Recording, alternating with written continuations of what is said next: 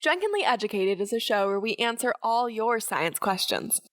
We are always drunk on this show, so don't take anything we say or do as fact or opinion. We are just graduate students who decided to start a podcast to pay off our student loans. It's just for fun. Now relax, grab a drink with us, and listen responsibly.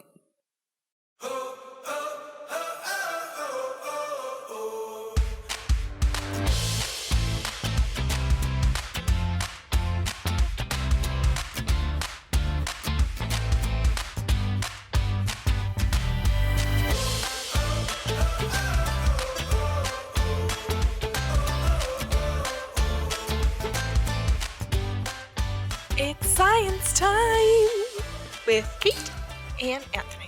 It's our Christmas episode too, by the way. We have to be extra drunk. Christmas, the snow's coming down. That was actually pretty good. Fuck you. It is Christmas. Like, wait, you have to start the show. How do I start the show? Hi, y'all. Actually, I think I normally start the show. Yeah, you do. Welcome to Drunkenly Educated, the science podcast where we answer your science questions. And what do I say? I don't know, but you say some things. I am Kate, the Mary Sabo. I'm Anthony Santa Acuna. That was really low. Like, you really, like, if we were playing softball, low ball. And welcome to Drunkenly Educated, although I know that we already said that. So, we're just going to keep saying that until we figure out what we're doing on the show. Yeah, you know, just like, welcome to Drunkenly Educated. Welcome. This is our Christmas episode, and we are so stoked to be here, although we are also really wishing that Christmas was here because fuck the week before Christmas, am I right? It's the 17th right now. It's like mid-December, and we're just... I'm done. We're done. I'm done. But you know what? We are done. I'm not done. You're not done. I still got work to do, which is garbage. I mean, I still got work to do. We don't got classes anymore. We finished. That's true. We finished our first semester of grad school. Yeah, yeet. That's crazy. I don't know what to do with my life anymore. My life is going to consist of croissants and Frenchmen. That should be fun. Yeah, I'm stoked. How'd your semester go? You know, it went. I am glad that it's over because the class that we took was garbage. Oh, just yeah, like, I was on my straight phone. up garbage. I did not learn anything. Yeah, it was great. I learned that I'm really good at cramming and then doing remarkably well on exams. Studied for our final the day before. Yeah, for 3 hours. It's not like we had the exams beforehand, but you know. Yeah, we definitely didn't do that. Wink, wink. Anyway, I don't know. I think it went relatively well. I don't think the first semester was indicative in any way of the way that the rest of our grad school career is going to go. Because it was just so it was easy. New. Yeah. But I think we'll be able to better gauge this after next semester. And I anticipate that this episode next semester is going to be full of tears. So. Oh, yeah. Our next end of semester episode is just like. Be like, fuck, we have another year of this. I don't think. I'm assuming you would have probably moved. You probably would have just dropped everything and gone to a different country by then. Yeah. And we'll see. Stay tuned. Will Kate come back the next episode? Who the fuck knows? Not me. Actually, our next episodes, I might have a few guest people since you're going to be in France. Yeah, that'd be fun. They're going to miss me. Yeah, they're going to miss the one pleasing voice on this channel. I don't think that's true, but okay. You're the one who opens the show for a reason. My voice things. My voice. Yeah, the thing I recorded. Did you listen to our show? No. It's okay, I don't either. I can't. I was listening to other podcasts on my phone today, and then ours started playing, and You're like, nope. I honestly just chucked my phone. I was like, no, can't hear myself right now. Yeah. I don't like the sound of my own voice. No one does. Which is ironic because I feel like you guys like the sound of my voice. So, especially the episode we put up today, you make the vomit sound several times. Oh no! And I can't take them out. It's like. I am so sorry, you guys. Please keep listening to us. I really regret a lot of things. It's okay. We're drunk. They know that we don't mean anything that we say. It's true. That's why we have the disclaimer. Yeah. I should probably make something in writing, put it up online or something. Yeah, like in the description of the show. Yeah. That's for later Anthony to do. Yeah, whatever. Tomorrow, Anthony. The day after that, Anthony. Next year, Anthony. Yeah, when I'll be 25. Sacre bleu. Be able to rent cars and... You can do that now. I keep telling you that. It's the only thing... Or I'll be able to have people with driver's permits practice with me. That's true. Also, you'll be halfway to 30. Yeah, bitch. One of my lab mates, he's about to turn 30. His birthday's like right after mine, like the day after. And he's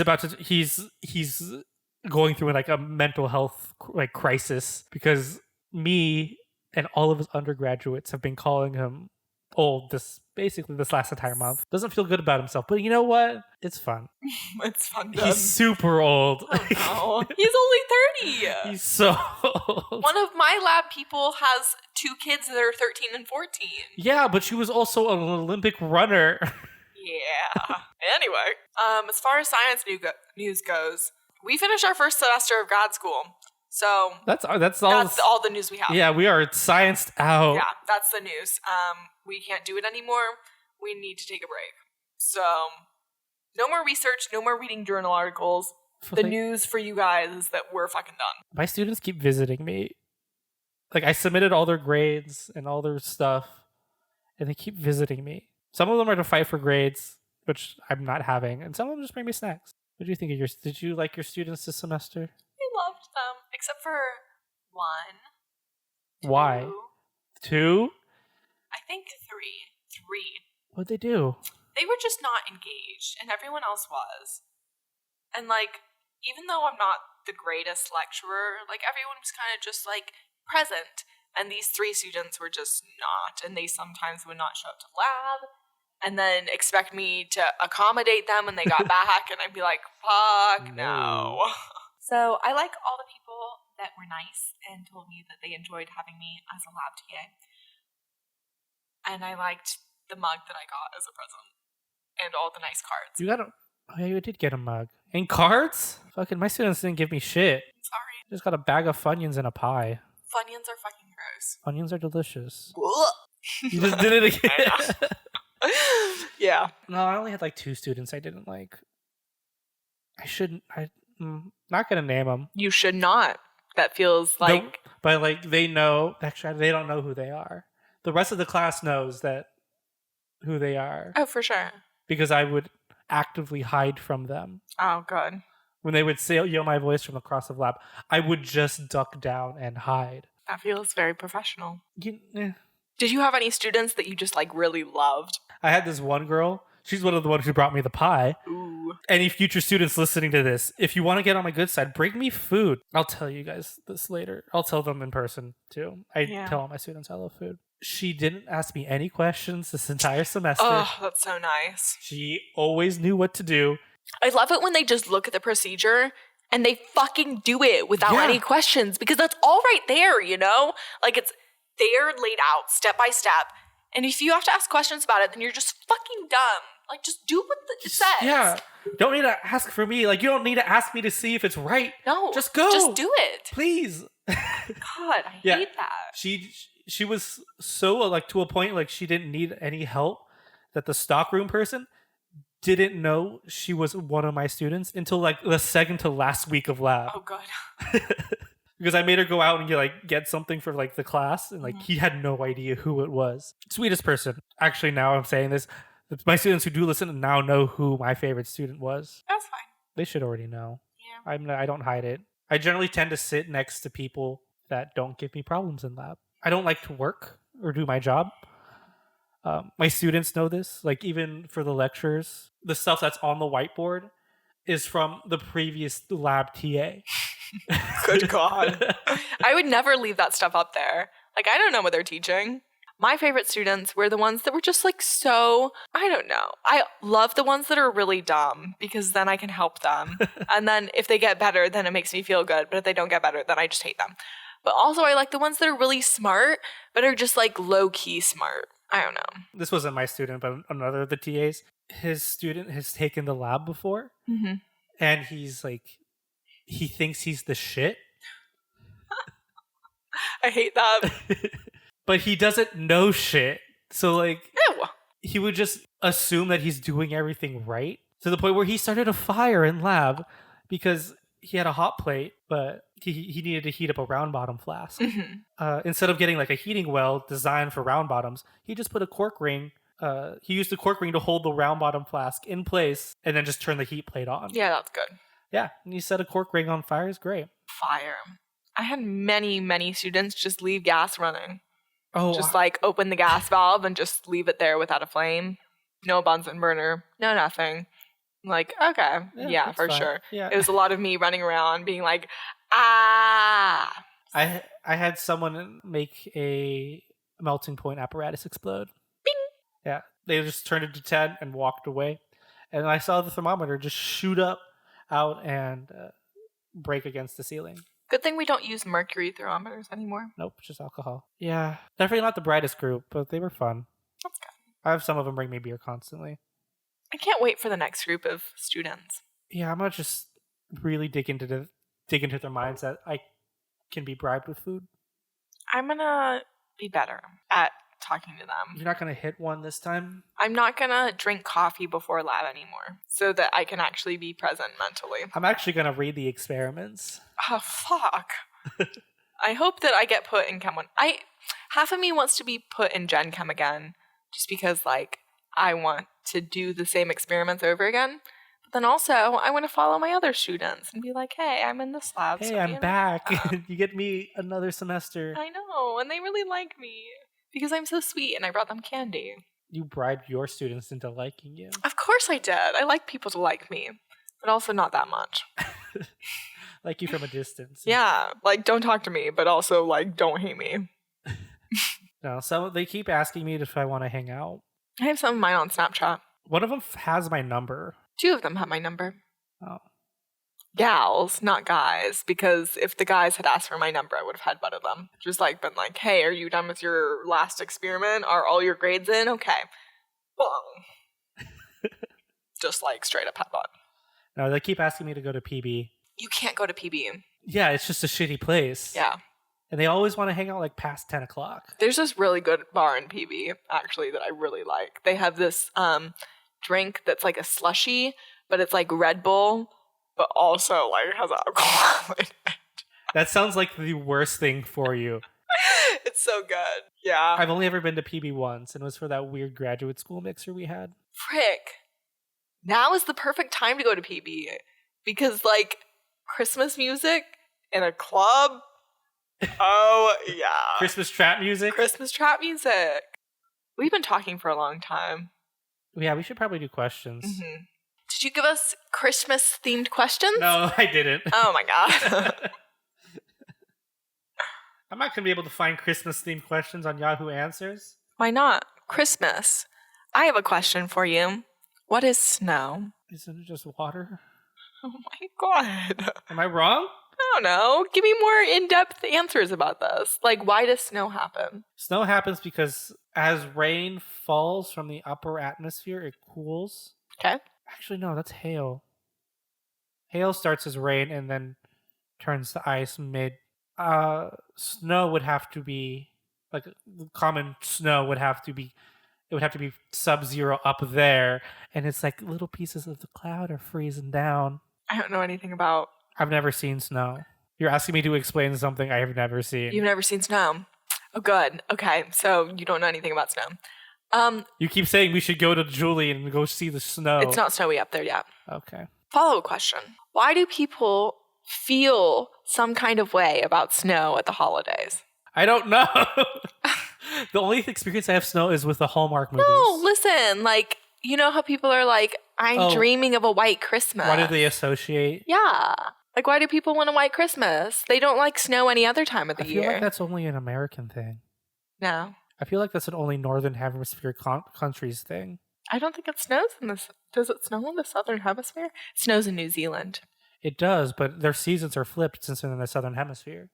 That's true, because Christmas is in the summertime in the South. Yeah. So it's very different for them. It's only a Northern Hemisphere. Well, I mean, most countries are, or most, I wouldn't say most. Many Western countries are in the Northern Hemisphere, and those are the ones that we hear the most about. Yeah, most non-third world countries are in the northern hemisphere. I don't think we use that language anymore. Third world? Third, first world. I think we Is gave that up. countryist? But I don't know why people have a weird fascination with snow for Christmas. I think it's because I feel like this is more of a sociology thing than a science thing. Sociology is science. It's a very soft science. It's I feel like people across generations are like, yes, white Christmas. And then they're like, children, white Christmas. Amazing. I'm dreaming up a white Christmas. Yes, those are the lyrics of the song. I know. And the children are like, yes, snow. Of course it has to snow on Christmas. And then when it does snow on Christmas, you're like, fuck yeah, it's snowing. But also, like, that's just, it's not innate, it's learned. I mean, most places don't snow on Christmas or have snow. Snow is a very specific type of weather. This feels like a Halloween question, but we're going to go for it anyway. Joey asks, how does one become a paranormal investigator? IDK if I believe in it, but sounds like a fun job, TBH. Update, I don't want to be one actually. I just wonder how one would even go about doing that. So, how do you become a paranormal investigator? Step 1, record yourself at night. That is like the most unsettling thing that paranormal investigators do. Because if you record yourself at night, one, like there's only 2 options and both of them suck. One, you see yourself just sleeping for however long you slept and nothing happens. 2, something does happen and then you have to move away forever. I'm like, how unsettled would you be if you like record yourself sleeping and then there's like something in the video? Yeah, like or you get up or something shows up or like you start floating or weird things start happening. I think that would be really strange. I was also thinking about this question as like a different viewpoint. So I've been to the Winchester Mystery House up in San Jose. Oh, I was going to go there in January. Yeah, like I think you just have to go spooky places. Because I have friends that just like constantly get haunted. Like my friend that got me all the really rad ass birthday presents. Yeah, I really want to get on her Christmas list. Her birthday list. Yes. She is always like having paranormal shit happen to her. Like lights go out when she's around. It's just spook. Is she a medium? She does want to work as a museum curator. Nope, she can't do that. Feels spooky, doesn't Can't it? do that. Yeah. I don't care how contemporary the art is. If it's art at night, it's still haunted. Yeah. Fuck night art. I think that you just have to have an innate ability to sense paranormal stuff. This is not to say that I believe in the paranormal. I really don't think that I do. No. But like some people just experience it so vividly that you just have to be like, okay, cool. Did you hear about that art banana? One the guy ate? Yeah. Yes. What about it? I don't know. It sold for $120,000, and then a man came up and ate it. No, he was a performance artist. Oh. So it was like, and made basically him eating the banana, his own art. I freaking hate art. I don't get it. It's like, see this banana's art? Me eating art is now art. Fuck, I wish I could like just add something on to like already well-known art pieces just by doing weird shit like that. The only art that I understand is painted art. Like, I went to the museum that they have the Michelangelo statue in. Mm-hmm. And just eat that. It's just like a bunch of pictures of Mary and Jesus. And I'm like, okay, this is the only thing that I understand. It's just the same painting literally 1,000 times. Yeah, just eat one of those. Just eat one of those. Say you're a performance artist. Yeah. And then I don't know how performance artists get money. They have nothing to sell. Sponsorships. Yeah, like this. We would like to be sponsored by one of you special people out there. Just any random person have alcohol that you would like to give us, we will drink it. But I might only drink it if it's hard kombucha. So if you are a hard kombucha company, we like to talk about science and maybe we'll talk about kombucha. You don't know. I drink anything. I'm picky. Anyway, so paranormal investigators, I think that you are less likely to choose the job as the job is to choose you. Also, maybe try eating some art. That might work. Yeah, for sure. Specifically edible art. Or non-edible art. Take a bite of the Mona Lisa. See what happens. Chomp. Next question. Why do humans have such small bladders? Most people need to empty their bladder every few hours, if not sooner. Other animals can go days without doing it. If we don't have to release urine so often, less money would be wasted on washrooms everywhere. People could just empty their bladders at home. Why do we pee so much, Kate? I don't know about you, but I have a tiny ass bladder. Oh, Just like the size of a pea. And I have to pee, like, every time I'm like, okay, I'm gonna go to bed. I lay down on my bed for about, like, 5 minutes. I'm like, I have to pee. Even if I haven't drunk anything for the past, like, couple hours, I'm just like, of course, gotta pee. So maybe that's just the way that I've conditioned myself. But also, like, whenever I drink more water than usual, just, I don't know. So maybe humans are just deeply, deeply flawed. I know why. I actually know the reason why. Okay, I don't like that. It's because we stand. Well, like most other animals are quadrupedal or bipedal. So by having us stand, everything just kind of flows down with gravity. So like, you get that sensation of needing to pee more often because everything is at the bottom. This doesn't explain my need to pee before bed, though, because I'm horizontal. I don't know. You're just weird. Yeah. That checks out. Also, maybe our bladders are just, like, anatomically smaller than other species. I mean, we're not a big species. Well, means We range from 4 to 8 feet. there's just some major outliers there. Oh, yeah. The standard deviation there is definitely above 0.05. Yeah, no, it's a... Yeah. I gave a very wide range for a reason. Yeah, okay. How do we make our bladders bigger? Stretch. So we just don't pee. No, because that's how you get a UTI. Yeah. You need to pee regularly. Not asked. How do we... Yes. Read the question. How do I become super smart? Step 1, not. Do not be me. Eat. Are we super smart? I'm so smart. Broski, I just passed a final that I knew zero about. You also had the past exams Oh, that's true. that I gave you. Yeah, that really helps me. Yeah, we're not smart. I'm really smart. Are you? Just, like, astoundingly. Didn't you get hit by a car today or this week? I did, but that was her fault because she was, 1, high, and 2, not wearing prescription glasses. I thought it was an old lady. It was an old lady. You got hit by a high old lady? Yes. Not wearing glasses. I love this person. I hate her. I mean, yeah, she hit you with a car. Yeah. I get that. Anyway, So how did you become super smart? Well, you see, as a child, I read a lot.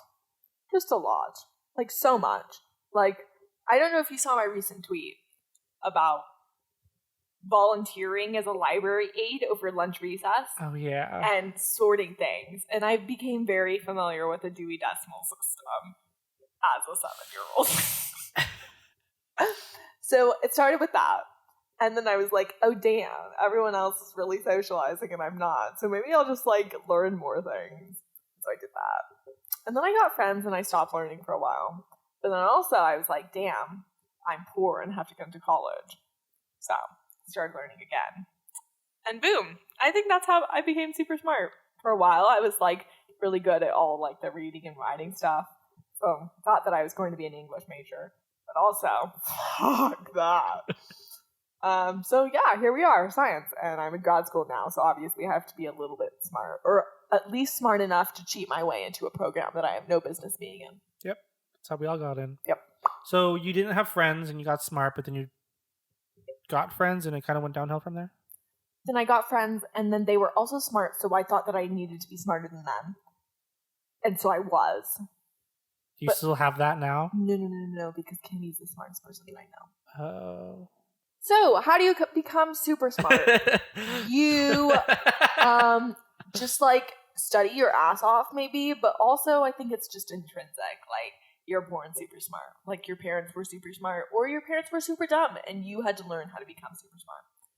So, nature versus nurture could be a little bit both, but mostly nature, because if you have to learn to become smart, it's a lot more work than just kind of inherently being super smart. Just kind of be curious about everything and want to learn. If you want to be smart, then start learning. You have to have the want to learn. If you don't have that, then you're just not. Your current intelligence is where you're going to plateau at. So Ryan asks, how can a scientist be religious? Within a handful of scientists, there's always one that's religious. I've always wanted to jump into the brain, granting me access to see what their train of thoughts are, what their mentality is revolving around their religious views. When their scientific studies contradict their religious beliefs, this is so long. I just hit view more and it got so much longer. Oh no. How can scientists be religious? That's basically the gist of it. Cool. So I feel uniquely prepared to answer this question. Oh yeah, you're a religious scientist. Yes. So I was raised an evangelical Christian, which is super fun. I went to 2 Christian undergraduate universities and graduated from one of them. So, religion and science. I was a Christian before I was a scientist. And so it took me a lot of unlearning things that I thought were really deeply true. But then after looking at both the science and like this like stuff that religion said about these things that contradicted each other, I was like, oh, right. The Bible. The Bible, I know. I'm trying not to use like specific terms because like it's all religion, you know? Yeah. Everyone says something that contradicts things that we know to be true. After a while, I kind of had to just like figure out like, okay, if I know this, then what could this other thing be saying? So it's a lot of balancing. I think it's also really difficult for fundamental religious people to be scientific because those people hold on so tightly to their religious beliefs that it's really hard for them to see anything outside of them. I currently go to a church that's not really a church. It's like a bunch of religious people from different religions, like Buddhists and Jews and Christians, all together in like one sanctuary, just like being present. And I love that because it's a lot of acknowledging the fact that science does like mean everything. Like, if we can test something and see that it is true, then that is that, you know? And everything in the religious sphere is kind of just up in the air. Everyone believes something different. And while it's amazing that people, like, believe so deeply in these things, that doesn't make them true. I was also raised as a Christian. There's, like, a weird separation that you kind of have to get. People see the religious source material as truth. I see it more as stories. Yeah. Of course it's story. Some people don't. Some people hold that thing as their law. Yeah. I don't know. I just think it's really interesting because recently I've come across a lot of scientists that are deeply like religious, just not like in the ways that we usually see that type of like conviction. And that's so cool for me because I don't know how many of our listeners are actually like religious themselves, but like that's like a huge struggle for like. Oh yeah, you know, like, but you also never see like super like hardcore conservative like religious people also be scientists. Yeah, they can't be. Generally, scientists are very liberal with their religion. Yeah, kind of taking their scripture or their psalms, or, like what their teachings are as basically more as teachings instead of truth. Yeah, for sure. It's just. Also, the struggle of religion versus science kind of really depends on which science you're in. Like, we're chemists, or I'm a organic chemist, so I don't really butt heads with religion at all. Ooh, biologists? Ooh! Yeah, biologists, even like archaeologists, even biochemists. You guys probably hit that wall quite often, depending on what you're like researching. Oh, yeah. My first semester of college, I had to take this class called Evolutionary and Ecological biology. Yeah. And so, like, right off the back, they were like, okay, evolution, what do we think about this? And I was like, ah! I believe in evolution, you guys. I just feel like I need to put that out there. Yeah. But also, I've met scientists who don't. They're not biologists. Yeah. I feel like that's fair as long as you're not in that specific field. Like, it's not fair, but also, as long as you're not a biologist, you can believe in evolution. I don't care, even though you're wrong. Just don't be a biologist. I don't know. It's interesting. And the ways that people, like, twist things to make them fit what they believe, like, that's insanity to me. Like, the people that are like, oh, dinosaurs didn't exist, like, the skeletons are just there because God. Those people are crazy. I hate that. Like, I think that's absolute fucking insanity. So you have clear knowledge. That's like, as scientists, we can't do that. If there's clear knowledge in front of us, we can't just disregard. Yeah, it's there. It's craziness. I don't know. We just throw out we throw out all the outliers. All dinosaurs are outliers. Yeah. So we don't look at them in data. Can you imagine, like, if I, like, ran a freaking experiment and I was like, I don't like this point, and I don't like this point, and I don't like this point. They don't support my hypothesis, so I'm only keeping the stuff that supports what I believe. That's insanity. Scientists do that as though, like, that's bad science. Yeah. Bad science. Anyway, I feel like we really deeply covered that question. I can talk about these questions for ages. I have one more question about it. As a religious scientist, do you ever feel like you need to hide that you are religious as a scientist to other scientists? Like, I need to tell them? Or, like, there's a stigma of being both religious and a scientist in our community? I feel maybe not judgment, but I feel like the pressure of, like, telling someone, like, oh, I am religious in a scientific space. But I've never felt that I had to hide who I was in order to be accepted in the scientific community. I feel like maybe that might be different in deeper spheres like physics or, like, deep into chemistry. Yeah. But, like, as a biochemist, I just am kind of who I am. And if someone doesn't like that, then that's fucking okay with me. It's just, like, you know, it doesn't make me any less of a scientist, and the fact that they're not religious doesn't make them any more of a scientist. Oh yeah, no. There's a very clear disconnect between science and religion. Yeah, for sure. It's like the state and the church, although they're not doing a very good job of that nowadays. They've never done a good job of that. Okay, well, the system's broken. Fuck it all. Yeah, we know this is let's not get into politics here. Okay, whatever. You're lucky we're talking about religion. I love these questions. My face is hot. Okay, that's a good sign. This is a good one. Why did Sir Isaac Neutron invent gravity? His name is... Shh. I don't understand why, because it's a pain in the ass when stuff falls on the ground. And also, why did he shoot the apple off that geyser's head? Ooh, there's a lot to unpack here. Sir Isaac Neutron? Neutron, like Jimmy Neutron. Jimmy Neutron's dad. Actually, no. Jimmy Neutron has a dad. Jimmy Neutron's grandfather. Yeah. No, his grandfather was in the show, too. Jimmy Neutron's great-great-great-grandfather. He had a brain blast and then invented gravity. Brain blast! That was my brain blast. I'm so sorry, you guys. I like to think that squeaky voice was your brain yelling that. Nah, my brain is much higher pitch. I don't know why he just wanted to keep everyone down to earth. Ooh, boom, roasted. I thought we were roasting Sir Isaac Neutron. Also, I don't think he was a sir. He was a sir. He got knighted. He got knighted? I want to get knighted. You can't. The queen doesn't know you. Hey, yo, Queen of England. What's up? Do you even know her name? Elizabeth. It is Elizabeth. Yeah, what's her last name? Yeah, you know. Banks? No. It's not Elizabeth Banks? No.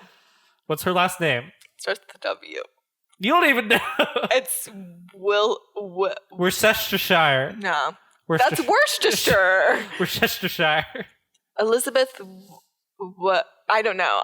I only learned the last name of the royal family when Kate became princess. Kate Winslow. Windsor. Windsor is the last name. Elizabeth Windsor. Elizabeth Windsor. We're gonna sign into your DMs, okay? She doesn't have an account. Does she not? Kate and William do that. William Windsor. Okay. Don't like that. We're gonna infiltrate the royal family. I don't think we need to do that. Why?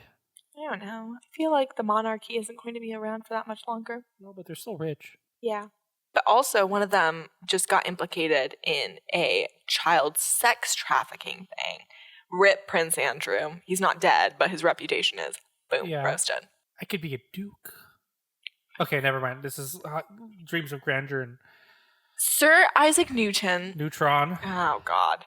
I feel like now is the time that I tell you guys that his name was Isaac Newton, not Neutron. Like and the he did fig not bar. invent gravity. He discovered gravity.